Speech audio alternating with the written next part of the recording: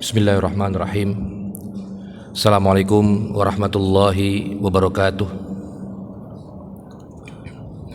Alhamdulillah, alhamdulillahi rabbil alamin, wabihi nasta'in wa ala umuri dunya waddin, wassalatu wassalamu ala nabiyyina Muhammadin wa ala alihi wa sahbihi ajma'in, amma ba'du. Allahumma alimna ma yanfa'una wa zidna ilman. Yang saya hormati pengurus DKM Masjid JGC, jamaah sholat maghrib yang dirahmati oleh Allah Subhanahu wa Ta'ala. Pada kesempatan yang penuh barakah ini, sambil menunggu waktu Isya, kita akan membahas tentang masalah an-nafaqat fil usrati, nafkah di dalam keluarga. Yang pertama adalah tentang masalah definisi daripada nafkah itu sendiri, makna nafaqah. Nafkah itu an-nafaqah minal infaq. Nafaqah itu berasal dari kata infaq, anfaqo yunfiku infaq. Nafaqah juga berasal dari kata infaq. Wa huwal ikhraj, maknanya adalah mengeluarkan sesuatu. Wala yusta'malu illa fil khairi, tidak digunakan nafkah itu kecuali kepada kebaikan. Wahiyya lughatan, juga secara bahasa nafkah itu adalah ma yunfikuhu al insan ala iyalihi, sesuatu yang dinafkahkan, dikeluarkan oleh seseorang untuk keluarganya. Itu juga disebut dengan nafkah.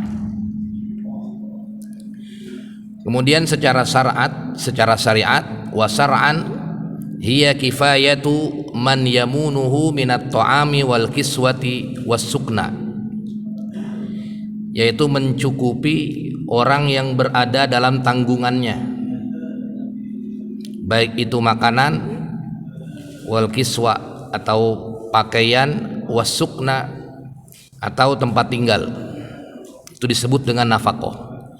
Ia cukupkan makanannya sehari-hari, kemudian ia berikan pakaian juga, dan juga tempat tinggal. Itu disebut dengan nafkah. Tempat tinggal ya bisa ngontrak atau punya rumah sendiri, yang penting ada tempat tinggal buat orang yang berada di tanggungannya. Wan nafaqatu qismani, nafkah itu terbagi menjadi dua. Ada nafaqatun tajibu lil insani ala nafsihi, nafkah yang wajib dikeluarkan khusus untuk dirinya sendiri. Wa alaihi ay yuqaddimuha ala nafaqatin ghairihi, dan itu harus didahulukan untuk dirinya sendiri, baru kemudian yang lain. Sebagaimana hadis Nabi Muhammad SAW dikatakan di hadis riwayat Imam Ahmad, ibda binafsika summa biman ta'ul, mulai dari diri sendiri kemudian kepada keluarganya. Nah, ini disebut dengan nafkah. Jadi yang pertama itu nafkah untuk diri sendiri, ya kita makan, kemudian kita memakai baju, kemudian bertempat tinggal, itu wajib untuk diri kita sendiri terlebih dahulu. Kemudian orang yang berada di tanggungan kita, ya, seperti wa asbabu wujubiha salasah, sebabnya itu ada tiga. Yang pertama adalah hubungan perkawinan, yaitu istri dan anak-anak, wal qorobatu, juga kerabat, wal milku, dan juga hubungan milik, yang nanti akan dijelaskan di bab-bab berikutnya. Kemudian jamaah sekalian yang dirahmati oleh Allah Subhanahu wa Ta'ala, al-qorobatu al-mujabah lin nafaqah. Yang pertama adalah yang wajib dipenuhi oleh seseorang adalah membiayai keluarganya, keluarganya. Ini adalah hal yang disepakati oleh para ulama. Cuman yang menjadi perbedaan adalah sebagai berikut. Nah, ini perbedaannya. Yang pertama adalah mazhab Imam Malik, annan nafaqah wajibah hiya lil abawain wal abna faqat. Nafkah wajib itu hanya kepada istri, anak dan kedua orang tua saja. Ini menurut mazhab Imam Malik. Jadi istri kita harus dinafkahi, kemudian anak-anak kita harus dinafkahi, dan orang tua kita juga harus dinafkahi. Ini menurut pendapat Imam Malik. Mubasharatan fahasbu, hanya itu saja. Kedua orang tua kita, kemudian anak kita, kemudian istri kita. Nah, ini mazhab Imam Malik. Ada 5 kategori yang wajib untuk dinafkahi. Yang pertama adalah kedua orang tua, kemudian anak, kemudian istri. Nah, itu yang wajib dinafkahi. Wala tajibu lil jaddi wal jaddah, dan tidak wajib buat kakek atau nenek, kakek kita atau nenek. Nah, tidak, tapi hanya sekedar 5 saja. 5 saja, jadi hanya istri, kemudian anak, anak-anak, dan juga kedua orang tua. Ini pendapat Imam Malik. Berdasarkan apa? Berdasarkan ayat Al-Quran, wabil walidaini ihsana. Pertama adalah kita diperintahkan untuk berbuat baik, ihsan itu kepada kedua orang tua.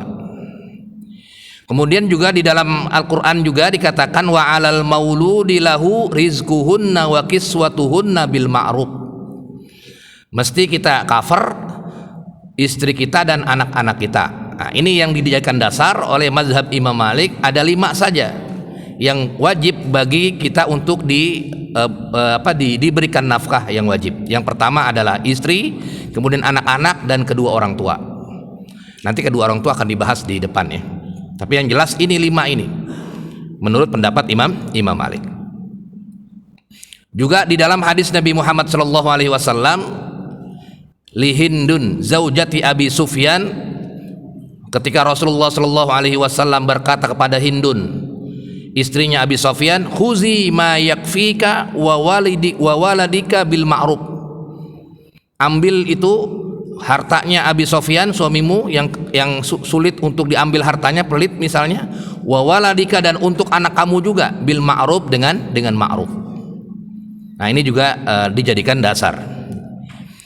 Kemudian yang kedua mazhab Imam Syafi'i. Jadi yang pertama ini mazhab Imam Malik cuman simple, minimalis, hanya 5 saja kategorinya. Hanya bapak, kedua orang tua, itu kedua orang tua kita ya, apalagi kalau udah tua itu menjadi kewajiban anaknya. Kemudian istri dan anak-anak saja. Wa mazhabus Syafi'iyah, dan mazhab Imam Syafi'i, annal qarabah, kerabat, allati tastahiqu bihan nafaqah, qarabatul walidaini wa in uluwa, wa qarabatul auladi wa in safala.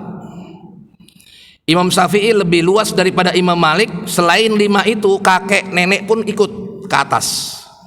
Jadi bukan bapak, kedua bapak kita, bapak ibu kita. Kalau masih ada kakek nenek yang masih jompo-jompo itu misalnya masih hidup, tetap ada kewajiban juga menurut mazhab Syafi'i. Menurut mazhab Syafi'i. Kemudian juga wa qarabatul aulad wa in safalu, juga cucu juga, bukan hanya berhenti ke anak tapi ke cucu juga. Itu juga kalau misalnya nanti dibahas di depan, kalau anak-anaknya tidak mampu ya, tidak kerja dan lain sebagainya, maka orang tua yang mampu itu maka bisa membiayai atau menafkahkan cucunya itu. Nah, ini menurut mazhab Imam Syafi'i. Jadi lebih luas daripada Imam Malik. Lebih luas daripada Imam Malik. Jadi kalau Imam Malik hanya 5 tadi, hanya ibu, bapak, kemudian anak-anak dan istri, sudah cukup itu 5 golongan itu. Kalau Imam Syafi'i, ibu bapak plus kakek nenek ke atas kalau masih ada. Kalau uyut-uyut masih ada ya bisa juga itu. Kemudian cucu juga, bukan hanya anak saja, cucu juga kena, atau cicit juga kena kalau memang tidak mampu dibiayai oleh orang tuanya. Ya, misalnya orang tuanya meninggal, ya, orang tuanya meninggal, kan ada aja yang orang tuanya meninggal, akhirnya cucunya itu nggak ada yang ngasuh. Ya sudah, berarti kewajiban nenek dan kakeknya itu.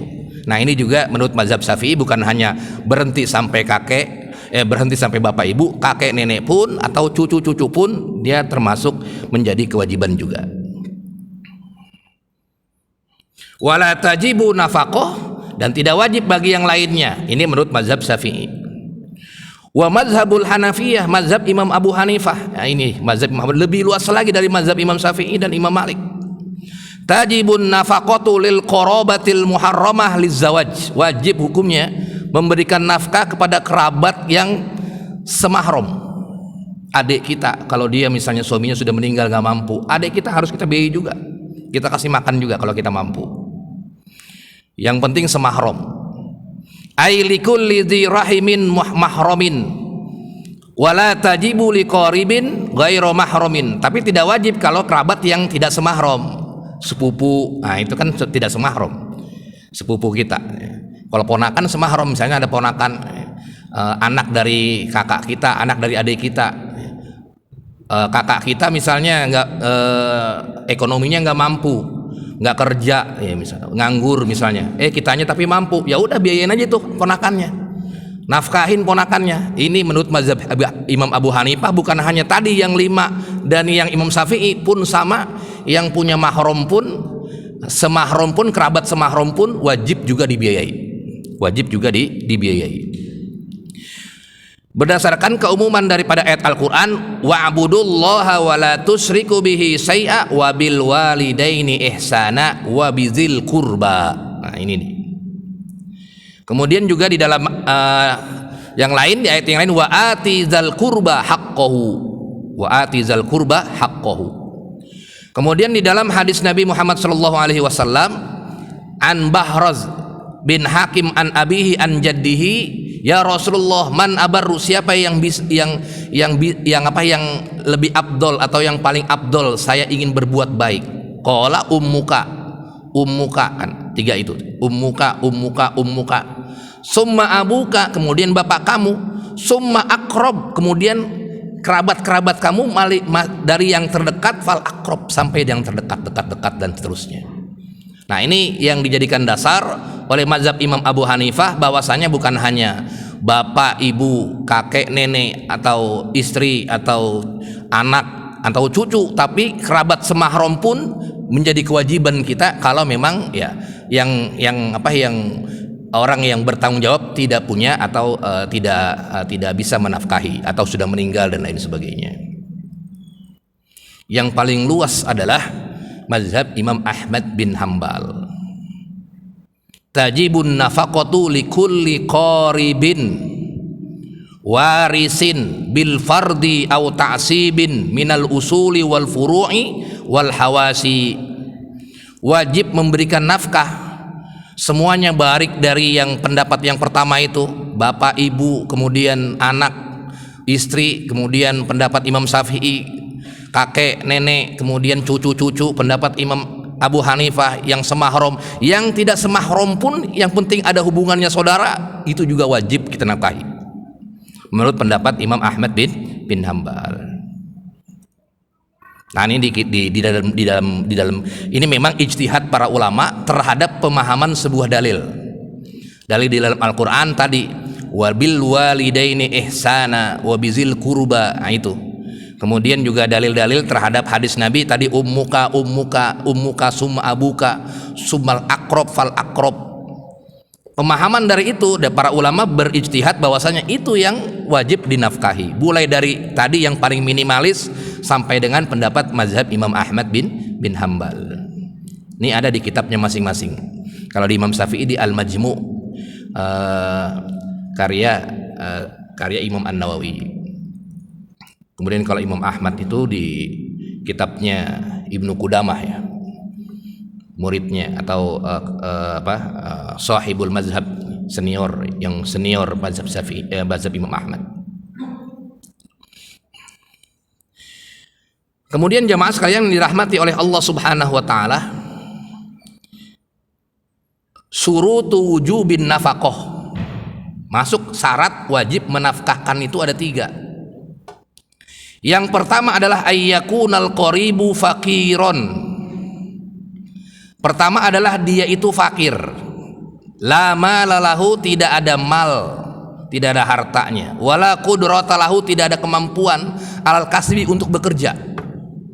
Ada memang kakak kita laki-laki tapi nggak mampu bekerja, nggak punya uang, kok nggak bisa mampu, stroke, atau misalnya dia nggak bisa bergerak, nggak bisa nyari nafkah lagi, ya udah berarti kakaknya atau adiknya yang mampu biayain itu keluarganya kalau memang mampu.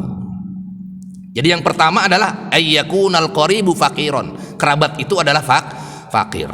Tapi kalau tadi yang usul tadi tidak ada hubungannya dengan syarat. Sepakat para ulama yang tadi istri, kemudian anak, dan juga bapak ibu itu mau dia fakir atau mau dia apa, kalau memang masih ada tanggungannya, dia bertanggung jawab, maka dia wajib untuk menafkahi. Sampai misalnya kalau nanti di depan ada, kalau anak-anak itu sampai perbedaan pendapat para ulama, ada yang sampai menikah, juga ada yang sampai dewasa dan seterusnya. Tapi kalau untuk orang tua tetap wajib menafkahi, walaupun orang tuanya punya uang, tetap dia memberikan nafkah. Kalau orang tuanya tidak mau, ya itu berarti hak orang tua. Kalau orang tuanya, maksudnya orang tuanya masih punya penghasilan. Jadi yang pertama adalah kerabatnya itu yang kita wajib nafkahi itu orang fakir. Jadi kalau misalnya kerabatnya orang yang punya, ya berarti kita tidak ada kewajiban. Punya harta tidak ada kewajiban. Kemudian yang kedua, ayyakunal mulzimu bin nafaqah, kitanya ini yang pengen menafkahkan itu adalah musiron, luas rezekinya, punya banyak harta yang cukup berlebihan, lebih dari cukup.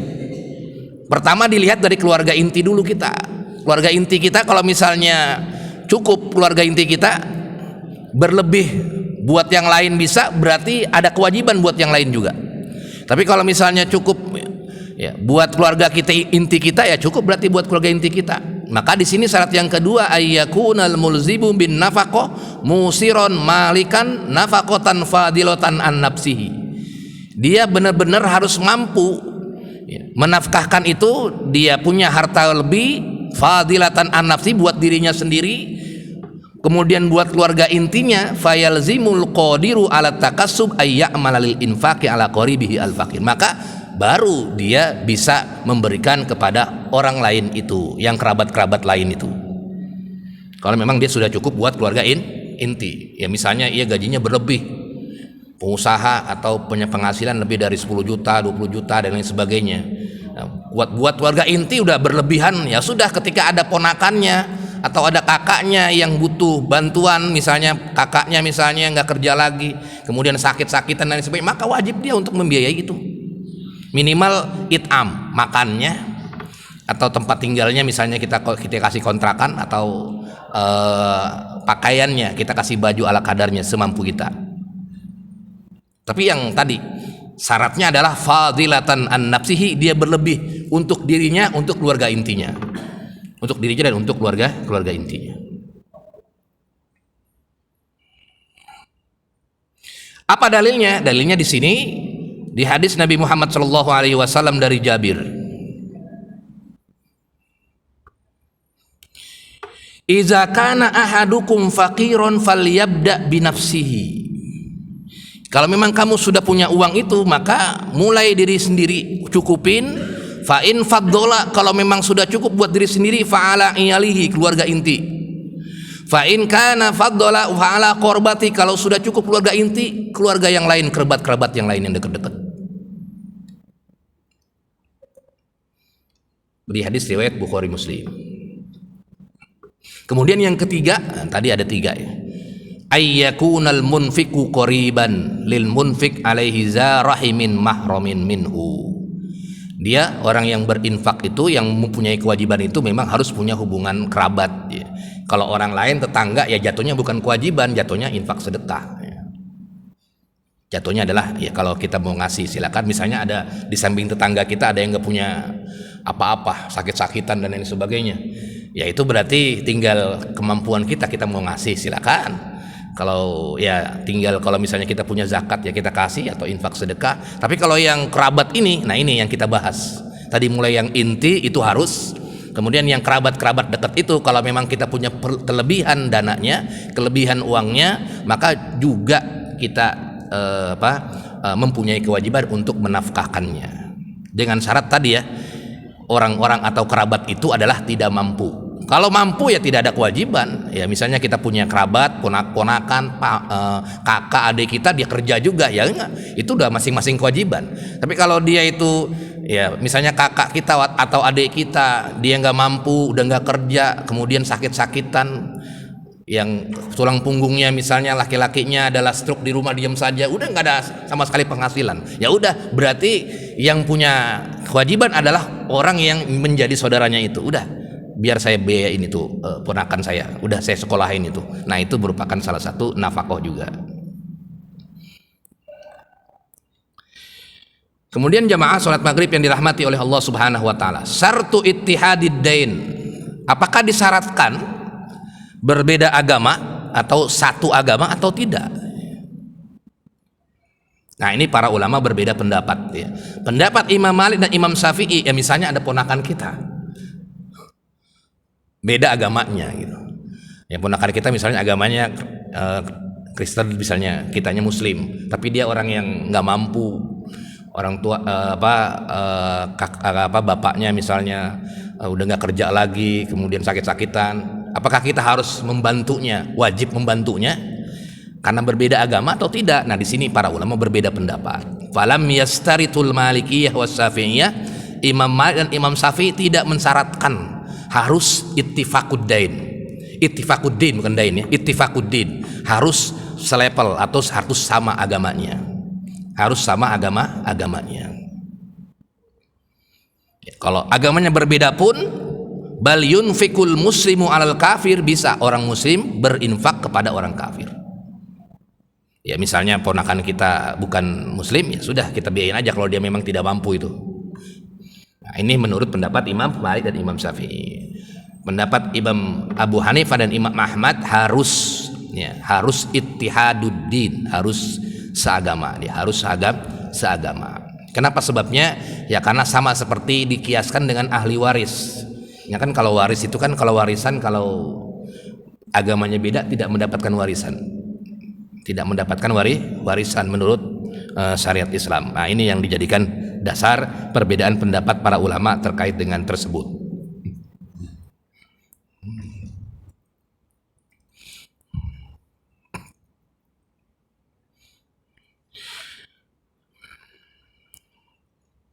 Kemudian jamaah sholat maghrib yang dirahmati oleh Allah Subhanahu Wa Taala, tadi sudah dijelaskan bahwasanya yang paling penting adalah haddul yasar wal i'sar.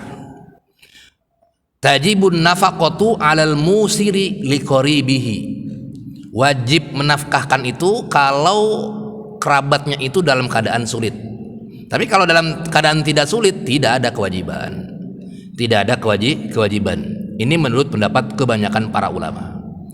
Yajibul infaku 'alal qaribi bifadilin an qutihi wa quti iyalihi sawaun afdalu dzalika bikasbin amla idza kanat, ketika dia dalam keadaan i'sar, dalam keadaan tidak mampu, dalam keadaan tidak mampu.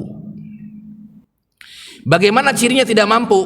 Ada dua cirinya tidak mampu. Yang pertama, alladzi yahillahu aqdus shadaqah. Dia mendapatkan apa? Mendapatkan jatah sedekah begitu. Yang namanya fakir miskin, berarti kan dia dapat nanti itu. Dari masjid dapat. Kenapa? Ya ngontrak. Kemudian bapaknya 3 kerja. Ya udah, berarti kalau ada saudaranya yang lebih mampu itu, dia yang lebih berhak atau dia yang lebih wajib untuk menafkahkan saudaranya itu. Kemudian yang kedua adalah dia innahul muhtaj, dia juga termasuk orang yang butuh, bukan orang kaya. Jadi ada dua disebutkan dengan i'sar ini, adalah dia dia terdeteksi bahwasanya dia adalah termasuk golongan orang-orang yang berhak menerima zakat atau sedekah. Kemudian yang kedua adalah innahu huwal muhtaj, dia itu membutuhkan.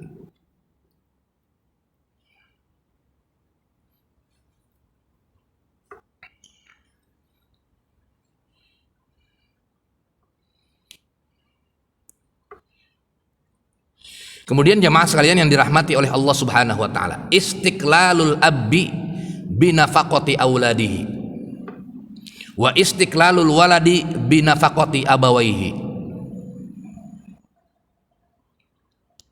Tema berikutnya adalah bagaimana posisi keadaan kalau nafkah itu menjadi gugur terhadap keluarga inti, keluarga inti. Apakah bisa itu gugur nafkahnya terhadap keluarga inti begitu?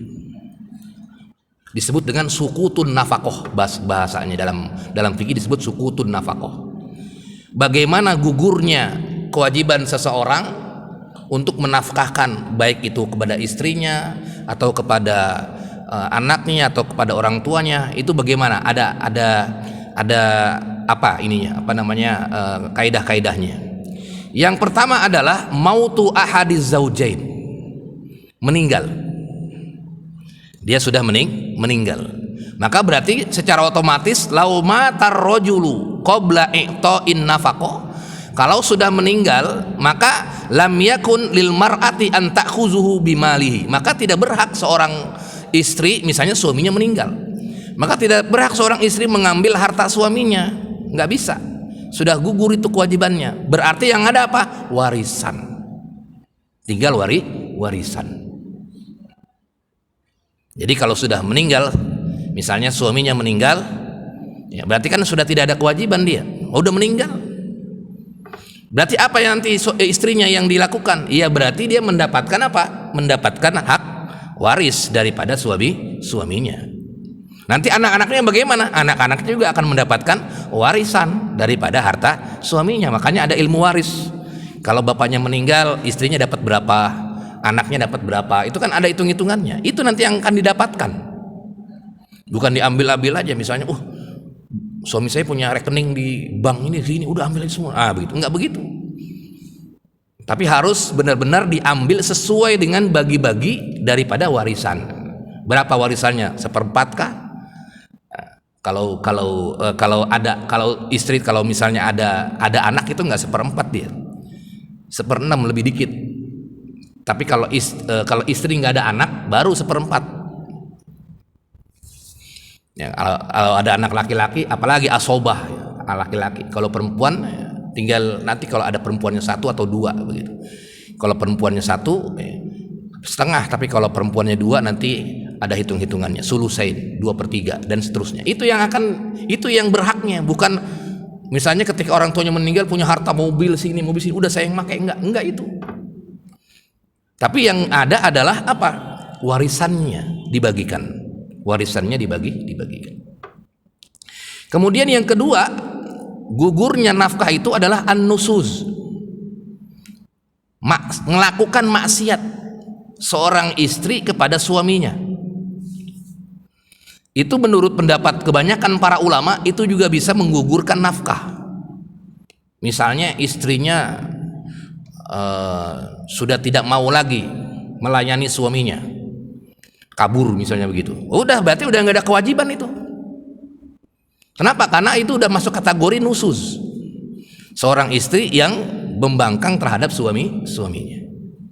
Maksiatul mar'ati li zaujiha fi ma lahu 'alaiha mimma aujabahu lahu aqduz zawaj. Banyak sekali kata-kata kategori nusuz kan. Ya, pembangkangan seorang istri terhadap suami. Misalnya istrinya tidak diizinkan untuk keluar rumah, tidak diizinkan misalnya untuk berkumpul. Dan kan kalau dalam hadis, kalau seorang istri kalau pengen keluar rumah harus seizin dengan suaminya. Saya mau ngapain? Saya mau ke kecuali kalau sudah diketahui oleh suaminya. Ya misalnya emang sudah biasa kalau pagi-pagi ke pasar, ya udah nggak perlu izin itu. Kalau sudah biasa. Tapi kalau misalnya ada acara khusus, misalnya reunian, nah itu berarti harus izin sama suaminya. Tapi kalau misalnya acara-acara yang sudah biasa sehari-hari, ya nggak perlu izin itu. Nah ini kalau misalnya dia pergi dan nggak diizinkan oleh suami, nah ini juga bisa terkena tidak gugurnya menafkahi, tapi pas kala itu saja. Sampai dia meminta maaf kepada suaminya. Kalau ia tetap membangkang, tidak mau minta maaf kepada suaminya, maka tetap suaminya gugur menafkahkan istrinya tersebut. Nah, ini menurut kebanyakan para ulama. Di sini contoh-contohnya, misalnya seperti menolaknya seorang istri, begitu ya. Kemudian juga perginya istri tanpa izin suaminya, kemudian tidak taatnya seorang istri kepada hal-hal yang di luar atau tidak bertentangan dengan syariat misalnya, kemudian istrinya tidak taat, maka bisa gugur nafkahnya, tapi kala itu juga sampai ya berkumpul kembali atau tidak ada masalah kembali. Ya kalau misalnya ada masalah kan biasanya ada pergi kabur, kan ada kejadian seperti itu, tahu-tahu kabur 2 hari 3 hari, nah itu tidak ada kewajiban untuk menafkahkannya sampai dia kembali lagi. Kemudian yang ketiga adalah ar-riddah, murtad. Murtad juga salah satu alasan tidak gugurnya kewajiban memberikan nafkah. Sakotot nafaqatuha li khurujiha anil Islam. Ini menurut pendapat jumhur ulama. Sakotot nafaqatuha li khurujiha anil Islam.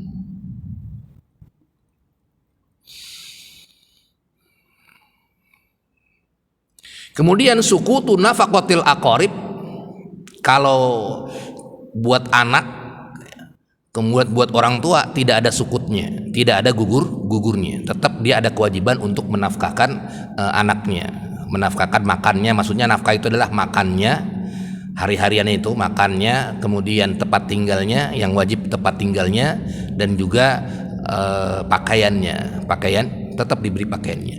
Cuman dalam kaidah menafkahkan ini tergantung kemampuan suami, bukan dilihat dari besar kecilnya, tapi tergantung kemampuan suami. Kalau suaminya misalnya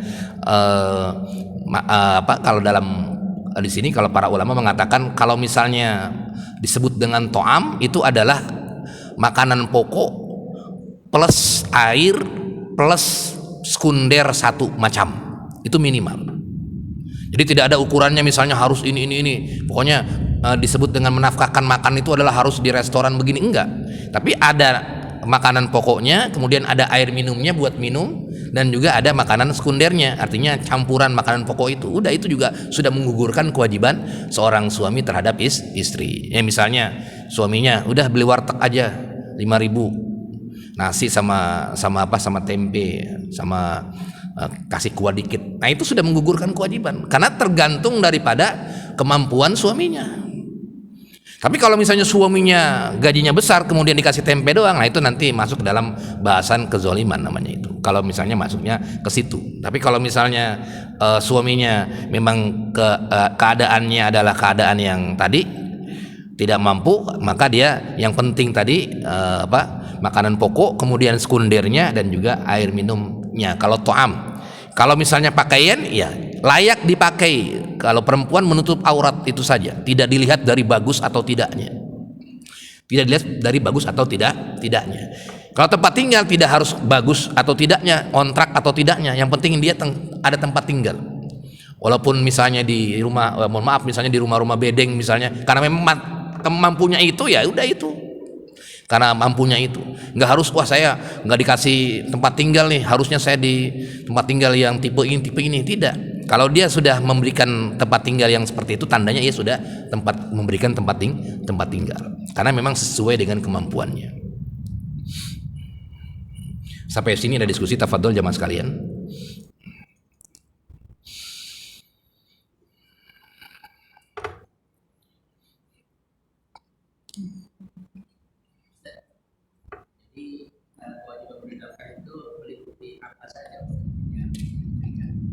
Kewajiban yang diberikan itu 3 tadi, yang primer, makanan, memberikan makan sehari-hari, kemudian memberikan tempat tinggal, dan juga memberikan pakaian. Itu yang 3 itu yang primer. Kalau yang lain terdapat perbedaan pendapat para ulama. Kalau yang lain seperti rumah dan isi-isinya itu terdapat perbedaan pendapat. Yang disepakati para ulama 3 tadi, karena memang ada dalilnya yang 3 itu. Yang 3 ada dalilnya. Dalil yang 3 itu di dalam Al-Quran semua. Ya, kalau yang tempat tinggal, wa askinuhunna min haitsu sakantum mi wujdikum. Di dalam surat At-Tolak itu. Wa askinuhunna min haitsu sakantum min wujdikum. Nah itu adalah dalil daripada kita mesti memberikan sakan, memberikan tempat tinggal. Berikanlah tempat tinggal kepada para wanita kamu, miwujidikum, semampu kalian. Nah itu yang pertama. Kemudian kalau makanan ya itu di dalam surat Al-Baqarah tadi, rizquhunna wa kiswatuhunna bil ma'ruf. Nah itu kan dalam surat Al-Baqarah, memberikan makan dan kiswah, pakaian dengan ma'ruf. Ma'ruf itu disesuaikan dengan kemampuannya. Nah itu 3 yang primer di dalam Al-Quran. Jadi makanan, memberikan makan, kemudian memberikan pakaian, dan juga memberikan tempat tinggal. Ada tempat tinggal, maksudnya ada tempat tinggal. Kalau yang lain khilaf di kalangan para ulama, seperti harus ada khodim, pembantu dan lain sebagainya, itu nanti masuk ke dalam wilayah khilaf di kalangan para ulama. Tapi yang disepakati para ulama itu 3. Nanti memang ada hak-hak dan kewajiban, kemudian dan lain-lain di depan ini. Jadi 3 yang disepakati para ulama itu. It'am, memberikan makan, kemudian memberikan pakaian, dan juga memberikan tempat tinggal. Nah itu bagian dari kewajiban. Kemudian ada yang masuk kategori jumhur ulama, termasuk pendidikan. Pendidikan itu adalah tarbiyatihim, pendidikannya anak-anak. Kalau buat anak-anak ya, kalau buat anak-anak. Kemudian buat istrinya ya harus dikarenakan di dalam Al-Qur'an, ya ayyuhallazina amanu qu anfusakum wa ahlikum naro. Hai orang-orang yang beriman, jagalah diri kamu dan keluarga kamu dari api neraka. Berarti harus memberikan pendidikan. Tapi pendidikan itu bukan berarti pendidikan sampai S1, S2, S3, bukan, tapi pendidikan agama agar bisa mengerjakan perintah Allah dan menjauhkan diri larangan-larangan Allah. Kalau untuk misalnya ini saya cuma bisa sampai SD aja, itu sudah menggugurkan kewajiban itu. Yang penting dia sudah diajarkan baca Al-Quran, sudah diajarkan mana baik dan buruk, itu sudah menggugurkan kewajiban. Sudah mentarbiyah dia, mendidik anak seperti apa, istrinya juga diajarkan, itu sudah menggugurkan kewajiban. Tapi kalau misalnya apakah harus sampai SD, SMP atau kuliah, itu bukan termasuk primer, tapi itu hanya sekunder saja. Jadi yang dimasuk primer pendidikan itu yang seperti itu ya, diberikan pemahaman yang baik dan buruk secara agama dan seterusnya. Kewajibannya kan ada di dalam hadis Nabi, kalau misalnya anak-anak itu kalau umur 7 tahun diajarkan sholat, kalau udah 10 tahun berarti dia dipukul, kan begitu ada hadisnya itu. Nah, kemudian istri-istri kamu juga diajarkan untuk menimba ilmu. Nah itu juga bagian dari kewajiban seorang suami. Tapi itu bukannya disuruh pendidikan yang pendidikan seperti formal gitu, tidak. Yang penting itu tadi, pendidikan yang bisa mengarahkan kepada jalan kebaikan. Itu disebut dengan pendidikan.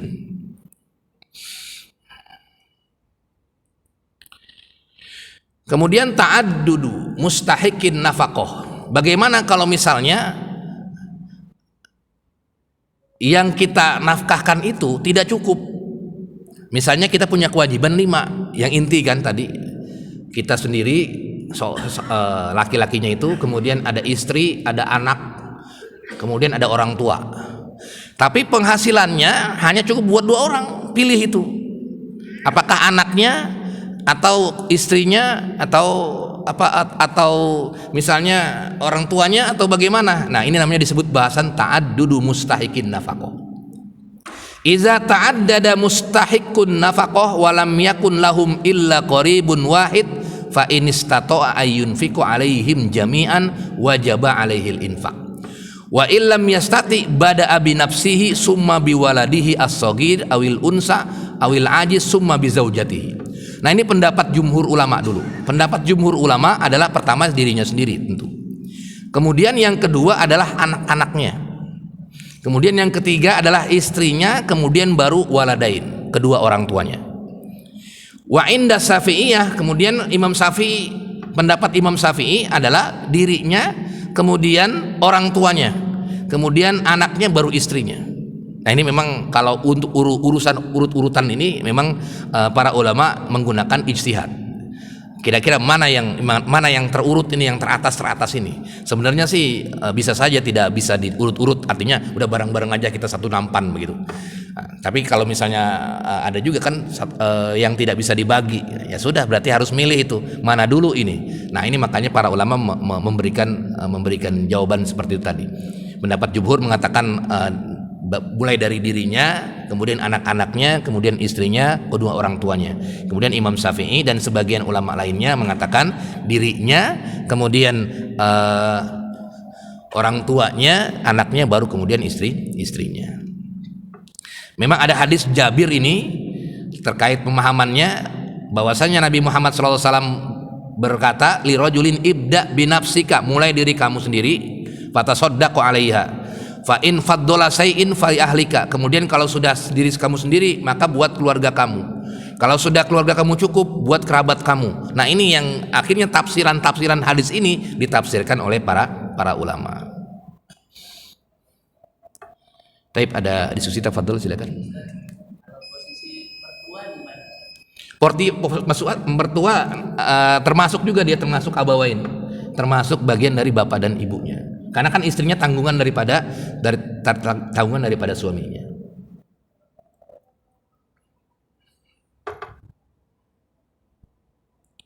Sudah?